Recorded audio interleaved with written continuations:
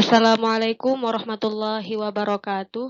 Saya Jauharatul Lamaah, mahasiswi Prodi Hukum Keluarga semester 4B, ingin mempresentasikan terkait pernikahan anak usia dini, hukum adat, sistem pendukung, dan kehamilan di luar pernikahan di Gorontalo.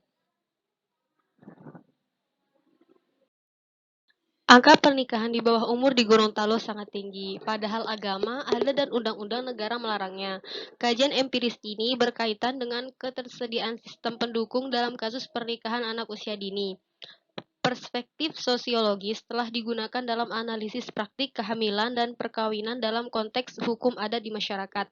Hasil wawancara langsung yang dilakukan dan diobservasi yang menunjukkan bahwa kemiskinan, tingkat pendidikan yang rendah, dan mitos perjodohan mungkin menjadi penyebab peningkatan ini.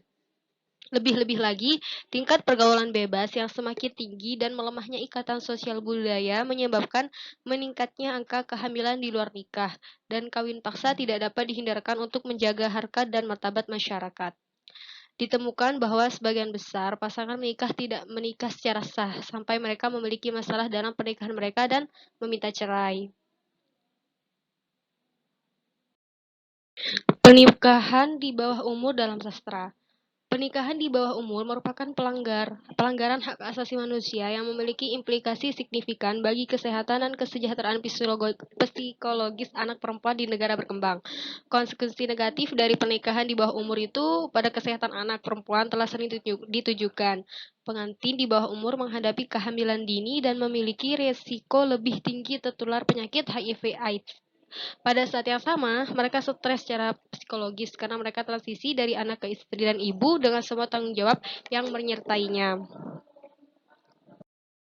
Dalam konteks Indonesia, pernikahan di bawah umur menyebabkan kesulitan sosial dan psikologis yang signifikan bagi pasangan muda yang terjerumus ke dalam dunia penelantaran anak, kemiskinan, dan perceraian. Seringkali juga tanpa dukungan keluarga atau komunitas mereka. Fadliana dan Narasati menemukan bahwa masyarakat Indonesia cenderung tidak terlalu peduli dengan isu-isu ini, malah membenarkan pernikahan dini melalui referensi tradisi, budaya, dan pertimbangan ekonomi. Hal ini diperparah oleh fakta bahwa para pendukung pernikahan di bawah umur cenderung hanya menawarkan sedikit rekomendasi, akhirnya gagal untuk memberikan layanan yang diperlukan. Upaya untuk mencegah pernikahan di bawah umur hanya sebatas konseling. Layanan lainnya sangat kurang. Kepedulian sosial dan keluarga masih kurang, dan dengan demikian pernikahan di bawah umur terus berdampak buruk pada perkembangan anak dan memicu kekerasan dalam rumah tangga. Pada saat yang sama, karena kurangnya keterampilan komunikasi, pendidikan, dan akses, masyarakat gagal untuk menyadari pentingnya memberikan dukungan terus-menerus kepada pasangan muda, terutama pada saat dibutuhkan. Faktor pendukung pernikahan dini. Perkawinan di bawah umur ini memiliki banyak faktor pendukung, tidak hanya faktor ekonomi dan pendidikan, tetapi juga nilai-nilai perkawinan dan gender yang dianut oleh masyarakat. Berbagai penelitian menunjukkan bahwa faktor ekonomi secara signifikan mempengaruhi keputusan orang tua agar anaknya menikah dini.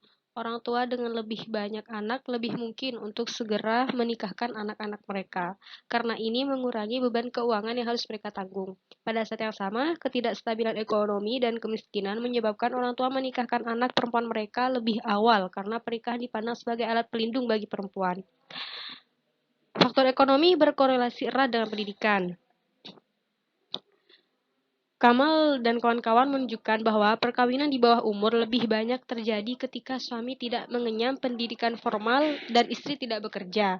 Sejumlah penelitian menunjukkan bahwa pendidik sudah mulai melindungi perempuan dari ancaman pernikahan dini di daerah dan keluarga di mana perempuan memiliki akses rendah ke pendidikan dan kesempatan bekerja, dan di mana perempuan mengalami tingkat kekerasan yang tinggi. Hal ini memperkuat pernyataan Brun dan Evenhuis bahwa anak perempuan sering menikah dini.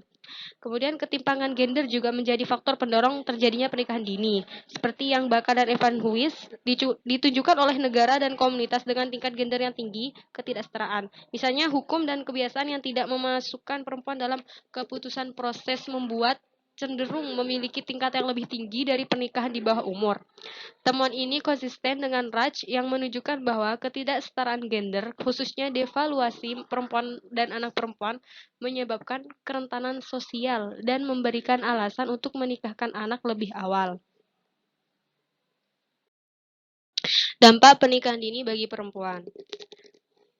Menurut Noor melaporkan bahwa wanita yang menikah di usia muda lebih rentan terhadap penyakit menular seksual, kanker serviks, dan malaria. Sementara itu, sejumlah penelitian menunjukkan bahwa perempuan yang menikah dini memiliki risiko lebih tinggi mengalami kekerasan fisik dan seksual yang berdampak buruk bagi kesehatannya. Kemudian menurut Rajat Al, wanita yang menikah dini 1,8 kali lebih mungkin mengalami kekerasan fisik dibandingkan wanita yang menikah lebih lambat. Demikian pula, Lisrat et al. Menemukan bahwa wanita yang menikah dini 1,41 kali lebih rentan terhadap gangguan kejiwaan. Masalah psikososial sering dialami oleh istri, suami, dan keluarganya setelah menikah di bawah umur. Depresi dan stres sering terjadi ketika anak-anak menjadi sasaran pangan baru pada usia ketika mereka secara psikologis tidak siap.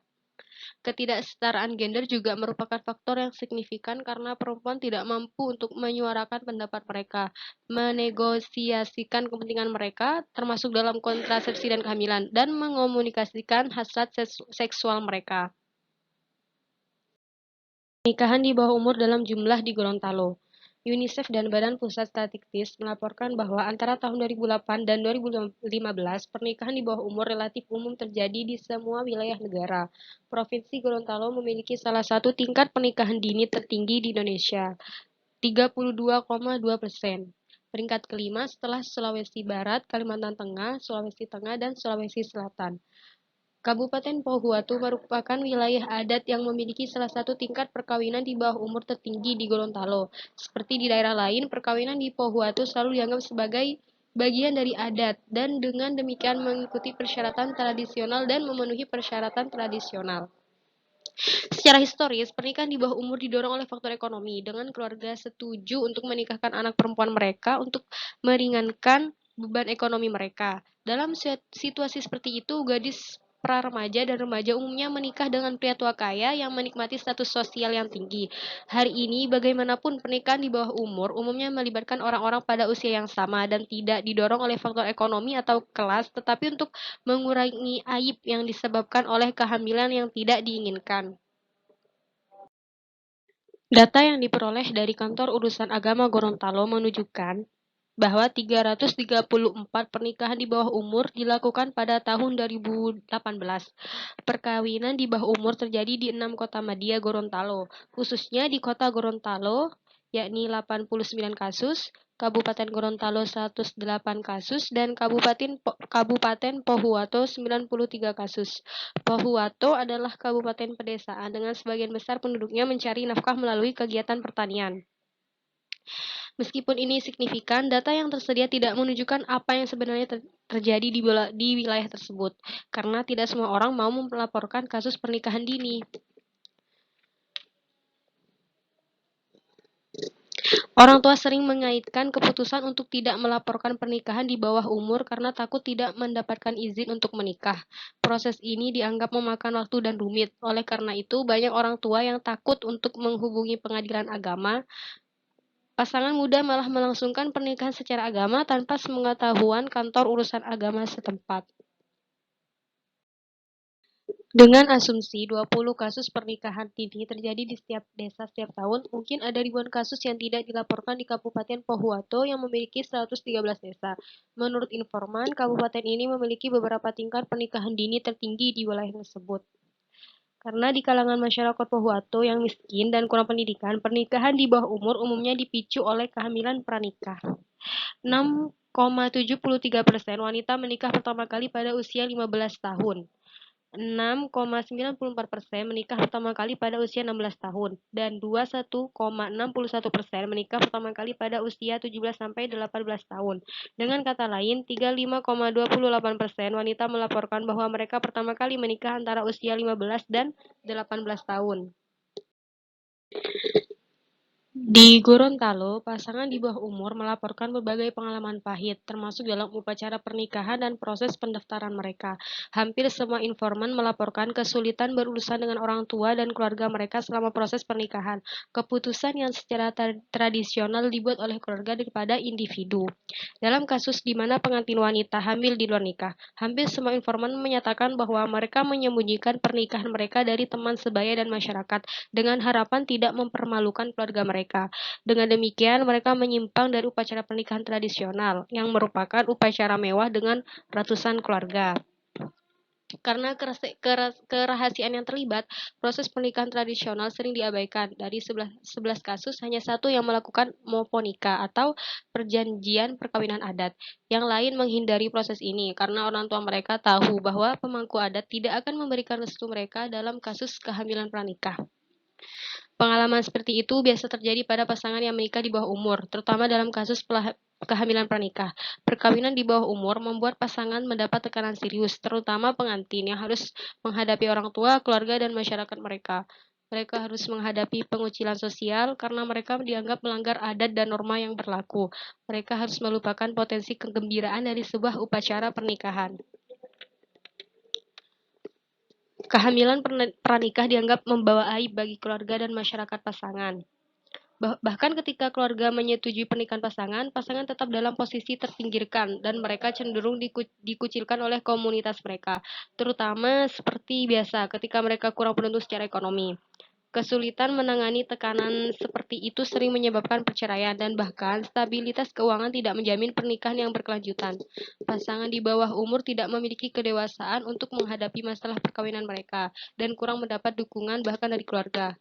Dalam kasus ini, perceraian terjadi ketika pasangan setuju untuk berpisah, tidak diperlukan keputusan pengadilan karena tidak ada akta nikah diterbitkan. Praktik pelayanan bagi pasangan suami istri di bawah umur. Perceraian pasangan suami istri di bawah umur serta masalah yang dialami anak-anak mereka menunjukkan bahwa mereka kurang mendapat dukungan dari keluarga, lembaga keagamaan pemerintah, dan teman sebaya. Pengamatan lapangan menunjukkan bahwa tidak ada sistem pelayanan yang memadai untuk pasangan menikah di bawah umur dalam masyarakat. Pasangan sebagian besar menerima dukungan dari orang tua dan saudara kandung mereka. Layanan pemerintah lebih bersifat administratif, sementara teman sebaya memberikan dukungan psikologis. 4 sumber dukungan dapat diidentifikasikan sebagai berikut. Yang pertama, sistem pendukung agama. Lembaga keagamaan pemerintah memberikan bantuan administrasi, sedangkan pemuka agama mengimbau masyarakat untuk menghindari praktik yang dapat mengakibatkan perkawinan di bawah umur, seperti motivasi untuk mengubah pola pikirnya, dan mereka juga menasehati bahwa pernikahan di bawah umur lebih banyak berdampak negatif daripada positifnya. Oleh karena itu, lembaga keagamaan cenderung mengedepankan pencegahan melalui pendekatan normatif. Namun, regulasi telah menghambat pemuka agama yang tidak boleh bertindak di luar ruang lingkup dan wewenang yang diberikan kepadanya. Mereka hanya sebatas memberikan bimbingan. Sementara itu, organisasi seperti kantor urusan agama hanya bisa memberikan bantuan terbatas karena terkendala oleh hukum perkawinan yang berlaku di Indonesia. Yang kedua, sistem dukungan masyarakat. Masyarakat tidak memiliki sistem untuk mendukung pasangan di bawah umur, terutama dalam menangani kemiskinan yang melanda wilayah ini. Meskipun ikatan kekerabatan dan kepedulian bersama secara tradisional kuat, kondisi ekonomi tidak memungkinkan masyarakat untuk membantu pasangan di bawah umur yang biasanya mengalami peningkatan tekanan ekonomi saat melahirkan. Yang ketiga, sistem dukungan keluarga. Umumnya pasangan di bawah umur hanya mendapat dukungan nyata dari keluarga inti mereka yang merasa harus memberikan bantuan untuk melindungi citra mereka. Keluarga inti biasanya menyediakan pekerjaan dan tempat tinggal karena pasangan di bawah umur cenderung tidak memiliki pekerjaan atau tempat tinggal. Pasangan-pasangan ini diizinkan untuk tinggal bersama orang tua mereka, meskipun hal ini memperparah kesulitan keuangan keluarga mereka. Orang tua memberikan dukungan tersebut untuk menunjukkan kasih sayang mereka, meskipun mereka memiliki keluarga dan beban ekonomi sendiri. Bahkan dalam perceraian, keluarga inti seringkali menjadi satu-satunya sumber dukungan. Yang keempat, sistem dukungan sebaya. Seperti biasa di kalangan remaja, teman adalah bagian penting dari kehidupan pasangan di bawah umur, memberikan nasihat dan dukungan psikologis. Hal ini terutama terlihat di antara pengantin muda yang umumnya berbagi masalah dan kesulitan dengan teman dekat mereka. Mereka lebih suka berbicara dengan teman-teman mereka karena mereka takut membebani orang tua mereka dengan masalah seperti itu. Dengan demikian, teman menawarkan pasangan muda cara untuk menyelesaikan masalah mereka dan mengurangi tekanan psikologis mereka. Mereka bahkan mungkin mendiskusikan kesulitan keuangan mereka atau mencari bantuan. Ini menunjukkan bahwa standar normatif menciptakan batasan antara pasangan dan keluarga mereka dan komunitas yang lebih luas. Yang memperburuk adalah kurangnya dukungan sosial. Pasangan di bawah umur dianggap sebagai kelainan, sebagai individu yang telah melanggar aturan adat. Apalagi pernikahan di bawah umur dan akibatnya tidak dipandang sebagai masalah publik melainkan masalah keluarga. Baik, kesimpulannya, Ada pemahaman yang terbatas tentang risiko kesehatan, psikologis, dan ekonomi yang terlibat dalam pernikahan di bawah umur, dan remaja jarang menerima pendidikan kesehatan dan konseling ketahanan keluarga. Pada saat yang sama, masyarakat nilai-nilai yang mengatur hubungan anak dengan orang tua dan masyarakatnya telah melemah, sedangkan keluarga, masyarakat, dan sekolah kurang berperan dalam perkembangan moral dan karakter anak. Pernikahan di bawah umur secara langsung mempengaruhi pendidikan perempuan, kesejahteraan psikologis, hak, dan keamanan ekonomi. Pada saat yang sama, pasangan di bawah umur, terutama yang hidup dalam kemiskinan, menghadapi masalah yang terus-menerus dalam memenuhi kebutuhan sehari-hari dan membesarkan anak-anak mereka. Mereka menghadapi pengucilan sosial karena kehamilan pranikah dianggap melanggar norma-norma tradisional, dan bahkan ketika pasangan menikah secara informal, anak mereka tidak memiliki hak. Pada saat yang sama, Islam mengutuk kehamilan pranikah sebagai bentuk percabulan, dan pasangan di bawah umur tersebut diidentifikasi melanggar doktrin agama. Tulisan ini menunjukkan bahwa pernikahan di bawah umur tetap ada meskipun dilarang oleh agama, adat istiadat setempat, dan undang-undang negara, didorong oleh tekanan ekonomi, pendidikan yang terbatas, dan kehamilan pranikah. Gadis hamil dipaksa menikah untuk menyembunyikan aib keluarga dan masyarakat. Meski begitu, pernikahan mereka sebagian besar tidak dilakukan sesuai dengan adat yang berlaku dan dibatasi untuk anggota keluarga dekat. Melihat kesulitan dan kekerasan yang dialami oleh pasangan muda yang menikah, tulisan ini menyarankan perubahan paradigma dari pelaku menjadi korban. Konsep perkawinan di bawah umur tidak lepas dari pergeseran-pergeseran normal yang terjadi di masyarakat, antara lain perubahan pola pergaulan remaja, kesenjangan antar generasi, kerenggangan keluarga, dan peraturan perundang-undangan yang tidak memadai. Dengan demikian, pasangan membutuhkan dukungan moral dan kelembagaan untuk membantu mereka mengatasi kesulitan mereka. Baik, saya kira itu yang bisa saya paparkan di sini. Sem- Semoga bermanfaat bagi kita semua. Kurang lebihnya, mohon maaf. Assalamualaikum warahmatullahi wabarakatuh.